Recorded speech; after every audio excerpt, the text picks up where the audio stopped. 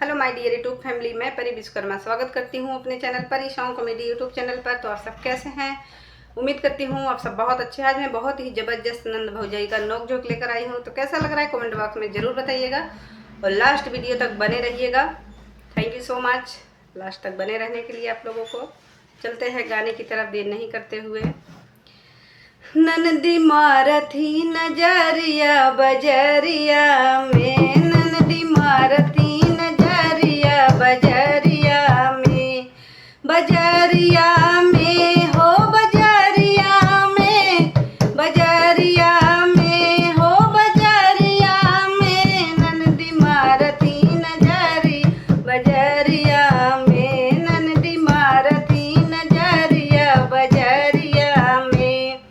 हमरे ससुर जी के बागा बगैचा, हमरे ससुर के बागा बगैचा, बागा बगैचा हो बागा बगैचा, हमरे ससुर जी के बागा बगैचा।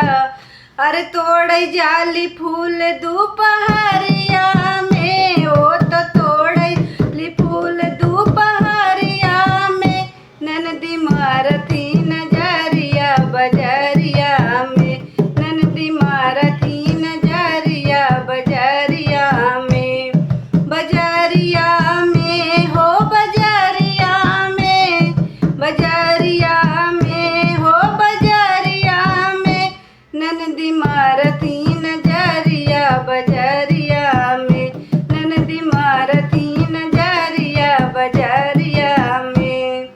हमरे जेठ जी के तारा से इनारा, हमरे जेठ जी के तारा से इनारा, तारा से इनारा हो तारा से इनारा, हमरे जेठ जी के तारा से इनारा।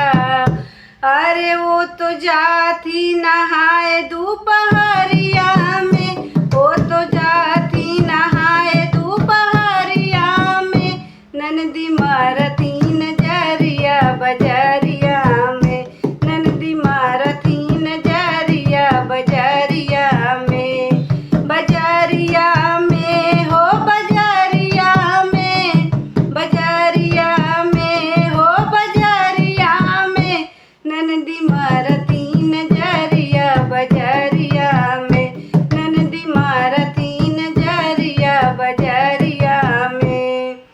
हमरे बलम जी के महला दुमहला, हमरे बलम जी के महला दुमहला, महला दुमहला हो महला दुमहला, हमरे बलम जी के महला दुमहला।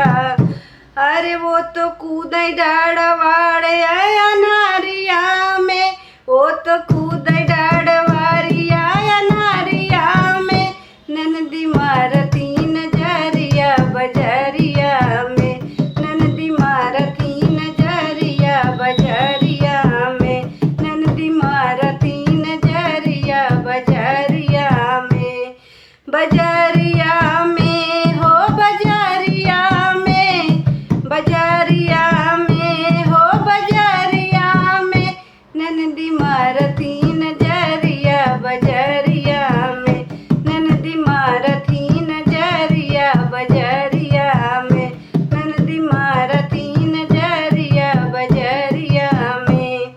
तो हमारा वीडियो कैसा लगा कमेंट बॉक्स में ज़रूर बताइएगा और सपोर्ट करने के लिए बहुत बहुत धन्यवाद आप सभी का। मिलते हैं फिर नेक्स्ट वीडियो में, तब तक के लिए राधे राधे।